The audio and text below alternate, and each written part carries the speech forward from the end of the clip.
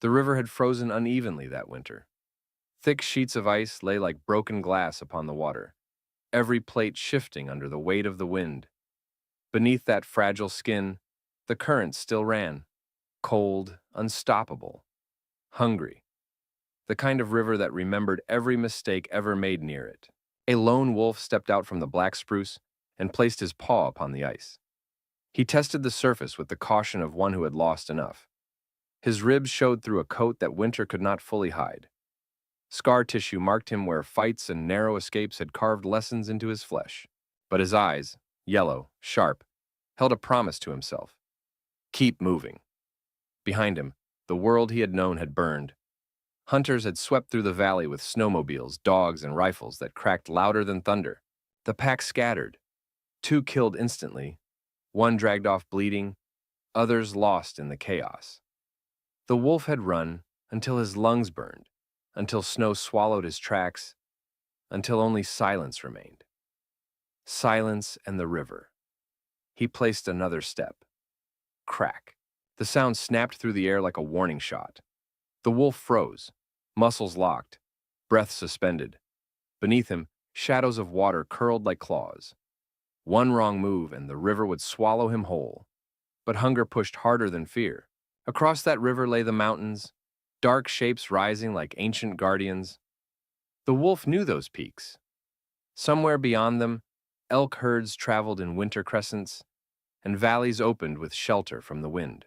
Somewhere, there was a place where he could exist without being hunted simply for being alive. He shifted weight forward. The ice groaned again. He sprinted, half running, half sliding, paws hammering the surface faster than cracks could catch him. Speed was survival. The river screamed beneath him, shattering in jagged lines that chased his heels. For a heartbeat, the wolf was flying. His last leap carried him to the opposite bank, snow exploding beneath his paws as he landed. Behind him, the ice collapsed. A sudden roar, followed by rushing black water that swallowed the space where he had stood. He turned once, watching the river mourn his escape. Then, he climbed into the arms of the mountains. The terrain rose steeply, rocks hidden beneath deep snowdrifts that shifted with every step. The air thinned, cutting his breath like a knife. Trees stood farther apart here, spruce giving way to bare birch and stubborn pine. The world smelled different. Stone, wind, risk, but also possibility. As night approached, the mountains changed color. First steel gray, then violet, then a blue so dark it felt like the world had no end. Stars pushed through the sky one by one, brittle and sharp like ice crystals. The wolf found shelter under an overhang of rock, where the wind could only whisper its threats. He curled into himself, tail over muzzle, saving every shred of heat. Sleep came in pieces, light, alert. Once he raised his head, ears twitching. Voices, human voices. Not close, but not far enough. He slid forward and peered through a gap. 2 points of light bobbed along the riverbank on the far side, flashlights cutting through darkness. Men. Their boots crushed snow with an arrogance only humans possessed. One shouted to the other, laughed, raised something long and dark that glinted in the weak starlight. Rifle. They'll want him alive if they can track him, a voice rasped. Big wolf like that, worth money. Snow caught the echo and delivered it to the wolf's ears, like a threat wrapped in truth. Humans had not given up the chase. He lowered himself back into the shadows. His pulse slowed. His mind sharpened. If they were crossing the river tomorrow, if they dared, the mountains would judge them. This land did not bend easily. It devoured those who assumed they owned it. The wolf closed his eyes again. He imagined elk breath steaming in the morning air. He imagined the scent of moss and thawed water in spring.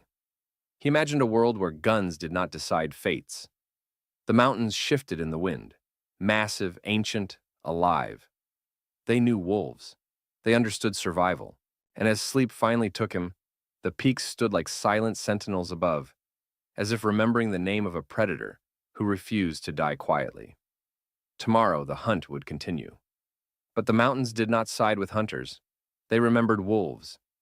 Morning did not arrive gently.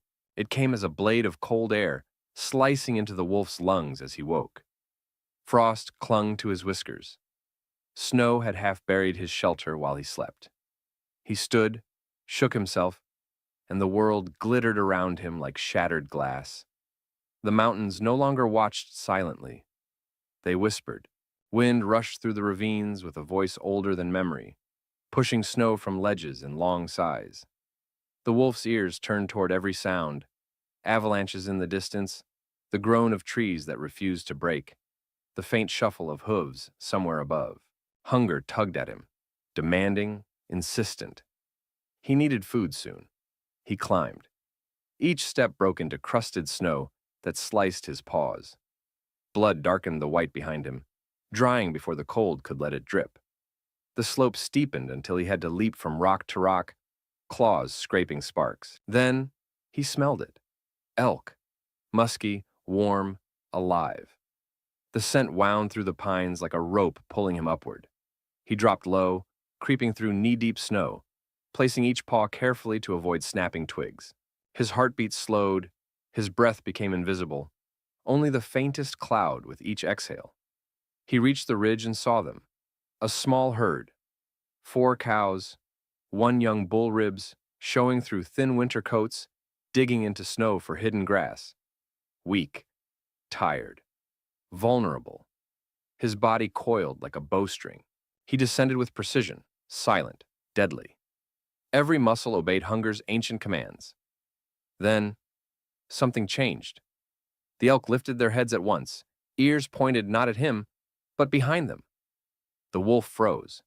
Instinct insisted, danger greater than prey. A new sound rolled across the slope. Engines, 2-stroke, high-pitched. Snowmobile motors, hunters. The elk bolted in panic. Hooves hammered the snow, throwing up white plumes as they scattered. The wolf remained pinned to the ground, trapped between survival and exposure. The hunters swept into view, 2 machines carving zigzags across the hillside, red jackets vivid against the snow. One shouted through a balaclava, "There! Tracks! Heading up!" Guns glinted, sleds roared. They followed his trail. The wolf ran. He darted into a chute of narrow trees where machines could not pass. The snowmobiles howled but could not pursue into such tight terrain. Angry voices echoed, "He's cutting high! We'll flank him!" The wolf climbed faster. He did not look back again. By midday, he reached a plateau, bare granite dusted in snow. The wind here bullied everything. Even sound seemed to shiver. Ahead loomed a cliff, sheer and unforgiving. He stopped, chest heaving. There was no path forward, only empty space and the valley floor hundreds of meters below. Boots crunched behind him. The hunters had found a way around. 2 men emerged from the pines, rifles raised, breath steaming like fire from their mouths. The wolf turned, fangs bared, tail down, cornered but unbroken. "Easy," one man said, but his finger tightened on the trigger. Not a warning, a lie. Crack. Snow burst near the wolf's paws. Another shot thundered, echoing against the cliff. He backed to the edge. Nothing beneath his hind legs but air. The hunters grinned. "This one's ours." The wolf's heart raced, but his eyes stayed cold. He remembered something older than fear. Wolves were made to choose their own deaths. Better the mountain's judgment than a rifle's. He stepped back, one paw into the abyss. The hunters shouted, scrambling to reach him. Too late. The wolf leapt. Silence swallowed him. Wind tore through his fur, stealing breath, numbing thought. Rocks blurred past. For a moment he felt weightless, free from ground, from bullets, from men. Then, impact. Snow exploded around him like a collapsing star. He tumbled, rolled, slammed into hidden boulders, slid until friction finally caught him in a deep drift beneath a ledge. Pain lit his world white. His body refused to stand. His breath came shallow. Above, the cliff loomed, a wall between him and the hunters, who now could not reach him. He had traded death for suffering, but not defeat. The wolf's vision flickered. Snow covered him like a burial shroud. Yet his ears caught one last sound before darkness pressed in. A howl, not his own. faint, far, full of warning. There are others here. The mountains had not forgotten wolves after all, and they were calling his name. Darkness was not sleep. Darkness was a weight pressing the lone wolf into the snowdrift where he'd fallen. Pain radiated from his shoulder and ribs like fire trapped under his skin. His breath fogged the air in quick, uneven bursts. Yet one sound kept him tethered to the world. A distant howl. Then another, closer. Not mournful, not welcoming. A warning. He forced his eyes open. Snow had piled over his back, hiding him from sight. The cliff above stood like a jagged scar against the sky.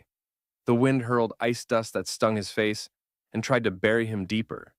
He attempted to rise. A sharp pain shot through his side. A soft whine escaped him involuntarily. The mountains had spared him from the hunters, but they had not spared him the price.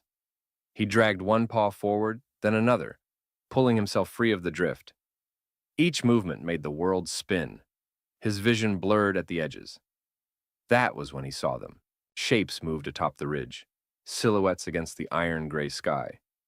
Wolves. A full pack. 8 of them.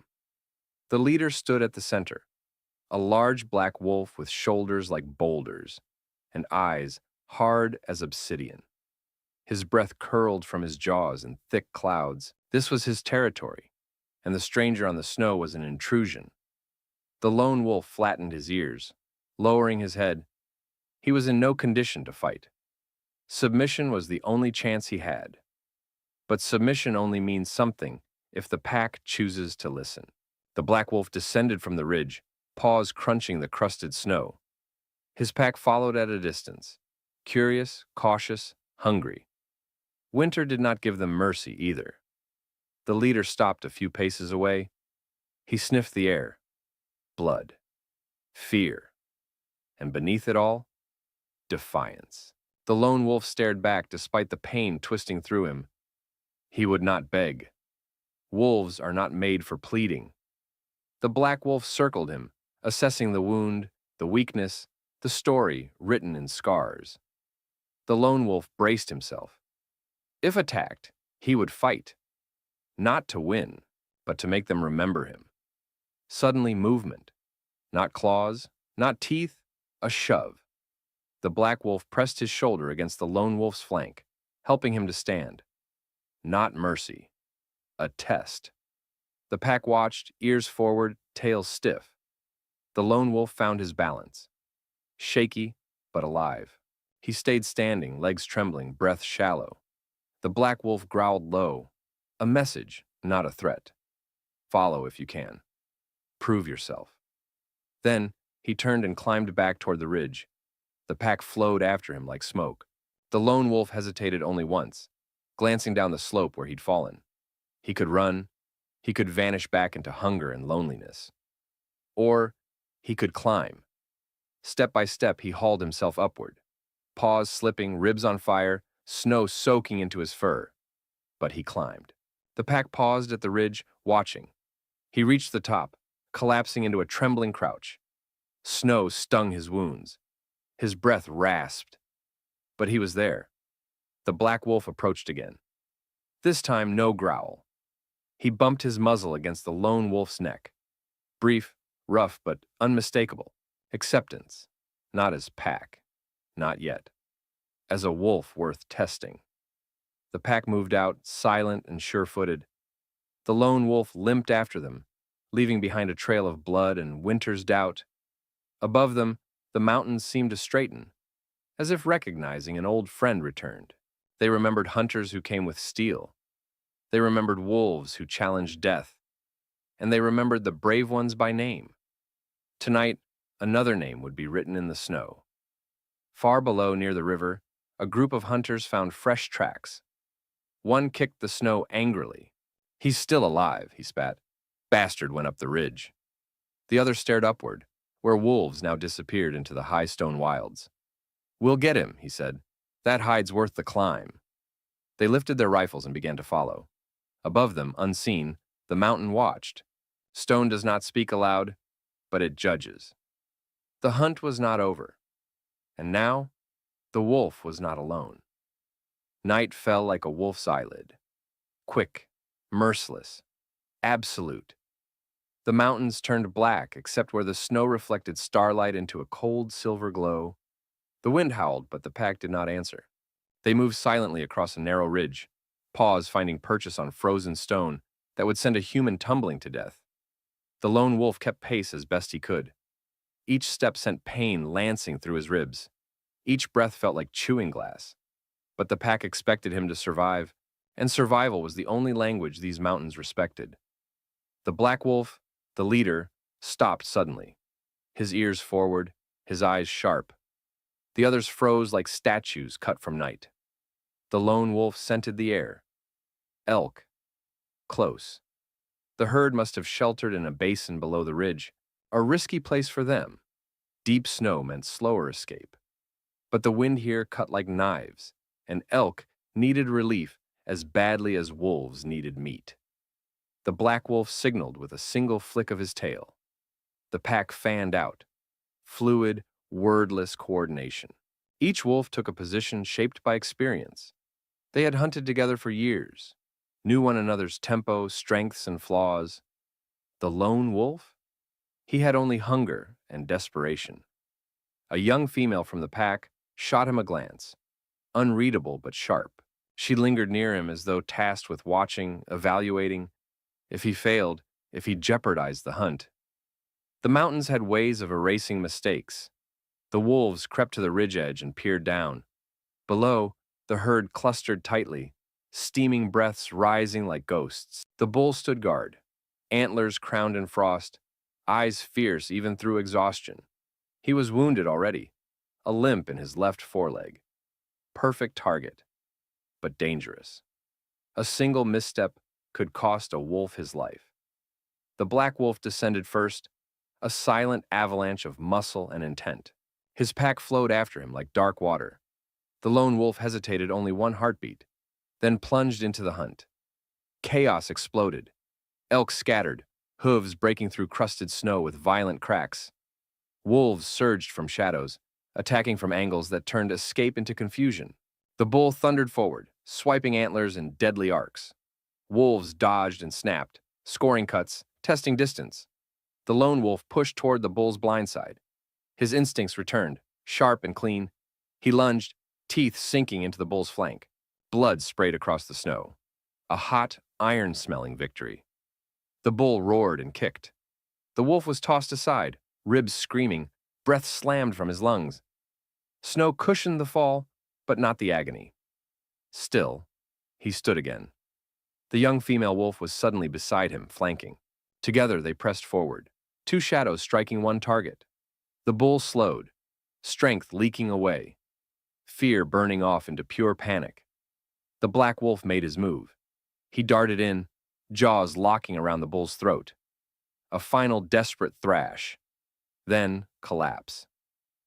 Silence followed, then panting, then feeding. The pack ate quickly. Winter demanded speed. Steam rose from the torn belly, feeding the sky with warmth the living could not waste. The black wolf approached the lone wolf, blood on his muzzle but eyes calm. He leaned forward, touching his nose to the lone wolf's wound-scarred shoulder. A mark of approval. A silent decree. You hunt with us. Not acceptance. Not yet. But respect. The young female hovered nearby, watching the lone wolf with new interest. Still wary, yet no longer dismissive. He ignored the ache in his bones and tore into the meat, each mouthful stitching strength back into him. For a moment, the world was only survival. But the mountains do not grant peace for long. Far below, on the lower slopes, engines snarled to life. Hunters. They found the bloody tracks, the trampled snow, the drag marks where the bull fell. One knelt, gloved fingers touching the wolf prints. They're close.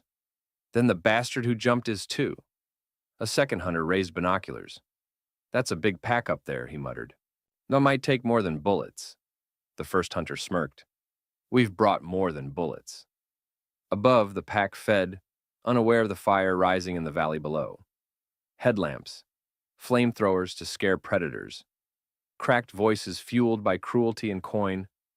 The lone wolf lifted his head, ears twitching. Something wrong, something coming.